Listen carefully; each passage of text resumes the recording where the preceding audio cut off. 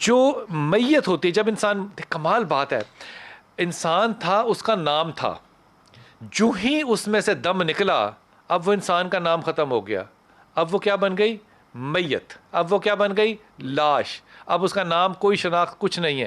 لیکن وہ جو لواحقین ہیں ان کا سب سے پہلا سیکوینس میں بات کریں اگر انتقال ہوا، اب کیا کرنا ہے؟ میت کے جو آداب ہیں دفن کرنے کے، ان میں سے پہلا کرینہ کیا ہے؟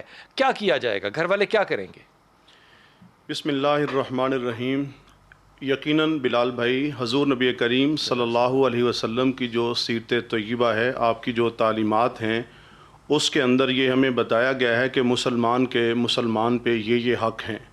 تو ان حقوق میں یہ بات بھی بتائی گئی، جب مسلمان آپ کو سلام کرے اس کا جواب دو، جب آپ کو دعوت دے اس کو قبول کرو، اور اسی طرح اگر مسلمان بھائی آپ کا فوت ہو جائے تو آپ اس کی نماز جنازہ میں شرکت کرو. اور حضور صلی اللہ علیہ وسلم کے دور مبارک کے اندر بھی ظاہری بات ہے کہ انسان فوت ہوتے رہے، اور حضور صلی اللہ علیہ وسلم نے ہر عمل جو ہے اس کو کر کے اس کی تعلیمات دی ہیں. تو جب انسان یعنی وفات کے قریب ہوتا ہے، موت کے قریب ہوتا ہے، جو سکرات کا وقت ہوتا ہے، تو اس وقت حضور صلی اللہ علیہ وسلم کی یہ تعلیمات ہیں کہ اس کے قریب بیٹھ کے آپ کلمہ طیبہ کا آپ ورد کیجئے، آہستہ آہستہ پڑھیے، اور اگر ایک دفعہ وہ کلمہ پڑھ لیتا ہے تو پھر آپ اس کے بعد خاموشی اختیار کیجئے. جیسے ہی اس کی روح قبض ہو جاتی ہے تو حدیث مبارکہ میں آتا ہے کہ اس کے پاس بیٹھ کے بھلائی اور خیر کی بات کرو، فرشتے وہاں پہ آمین کہہ رہے ہوتے ہیں. تو جیسے ہی اس کے غسل کا جو وقت ہوتا ہے تو غسل کے اندر ہم محلے میں مولوی صاحب کو تلاش کرتے ہیں. میرا خیال ان کے جو میت کے جو عزیز و اقارب ہیں، ان کے بھائی ہیں، ان کے بیٹے ہیں، ان کا حق زیادہ بنتا ہے کہ وہ ان کو غسل دیں.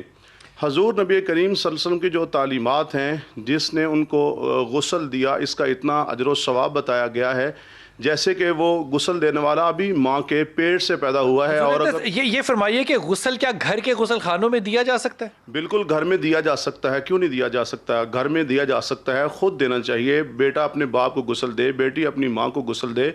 اور اسی طرح جب اس کو غسل دیا جاتا ہے، کفن پہنایا جاتا ہے، تو اگر کوئی شخص اس کو کفن پہنائے گا، اس کے اوپر بھی حضور صلی اللہ علیہ وسلم نے فرمایا جنت کی اسے اعلیٰ پوشاک پہنائی جائے. یہ فرمائیے کہ غسل دینے کا جو طریقہ ہے یہ ویسا ہی ہے جیسا کہ عام طور پہ جب انسان زندہ ہوتا ہے تو اس کو غسل کرنا چاہیے، وضو کا طریقہ اختیار کرنا چاہیے؟ کیا طریقہ ہوگا غسل کا؟ اس میں سب سے پہلی بات یہ ہے کہ جب اس تختے کے اوپر میت کو لٹایا جاتا ہے تو سب سے پہلے یہ کیا جائے کہ اس کو تھوڑا سا پیچھے سے ٹیک دے کے اوپر جیسے بٹھانے کی کیفیت ہوتی ہے، اس پیٹ کے اوپر 2-3 دفعہ ہاتھ پھیلے جائے. اگر یعنی کوئی چیز پیٹ کے اندر رہ گئی ہے تو وہ باہر آ جائے، اور سب سے پہلے اس کو جیسے ہم وضو کرتے ہیں اس طرح وضو کروایا جائے. اور اس میں یہ ہے کہ منہ میں اور ناک میں ہم نے پانی نہیں ڈالنا، جو کاٹن ہوتی ہے ہم اس کو دے لیتے ہیں، اور اس کے بعد اس کو سب سے پہلے استنجا کروایا جائے. اور اس کے بعد یعنی جو استنجا کروانے والا ہے وہ اپنے ہاتھ کے اوپر کپڑے کی جو تھیلی ہوتی ہے وہ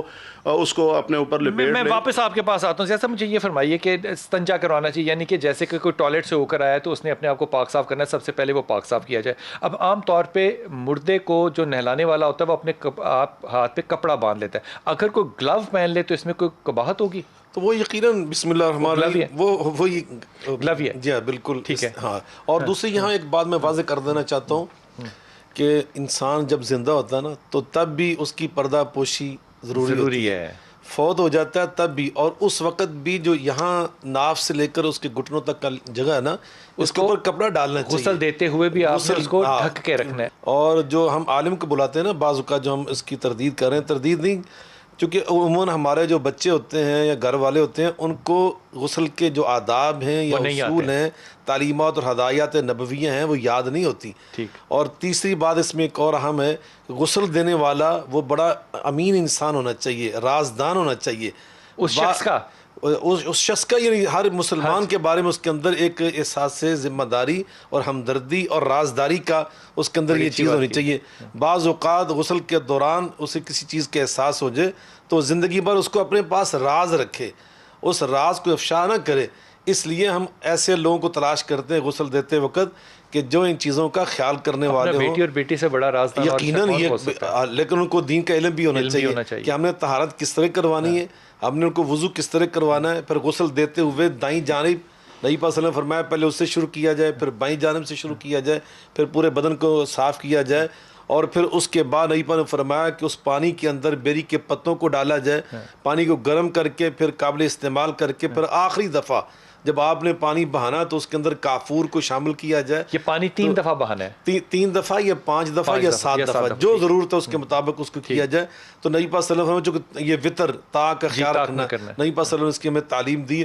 تو یہ ہے اس کا غسل. اس کے بعد اس کا جو کفن اس کو پہنا دیا جائے. یہ کتنے حصوں پہ ہوگا کفن؟ کفن جو ہے اس کے اندر مختلف چیزیں ہیں, لیکن بعد 3 سنت میں جو 3 نبی پاک نے فرمایا 3 جو چیزیں ہیں وہ لازمی ہوتی ہیں. اس کے اندر اس کی شلوار جو تہ بند جس کو ہم کہتے ہیں, اور اوپر والی جو قمیض ہے, پھر اس کے اوپر جو ایک لپیٹا جاتا ہے پورا. یہ 3 کپڑے ہو گئے. خاتون کے لیے 5 ہیں, اس میں اس کا جو 5ویں چیز شامل ہوگی, اس کا جو سر کو باندھا جائے گا اور چھاتی پہ بھی رکھا جائے گا. تو یہ 5 اس کے لیے ہو گئے. تو یہ حضور یہ کپڑا انسلا ہونا چاہیے جی, یقیناً انسلا بھی, اور اس میں جو قمیض کی شکل میں وہ بعض کو یہ تہ بند کے لیے سلائی بھی ہو سکتی ہے. اس میں سلائی میں کوئی برائی تو نہیں ہے, کیونکہ رسول اللہ صلی اللہ علیہ وسلم نے اپنی قمیض بھی تو بہت صاحب کو دی. یقیناً نبی پاک صلی اللہ علیہ وسلم ان کے لیے بھی, اور خود جو آپ کی وہ ماں کی سی رکھتی تھی چچی جان سیدہ فاطمہ اسدیہ, تو ان کو بھی آپ نے اپنی قمیض بھیجی تھی. تو یقیناً یہ چیزیں جو نبی پاک سے ثابت ہیں.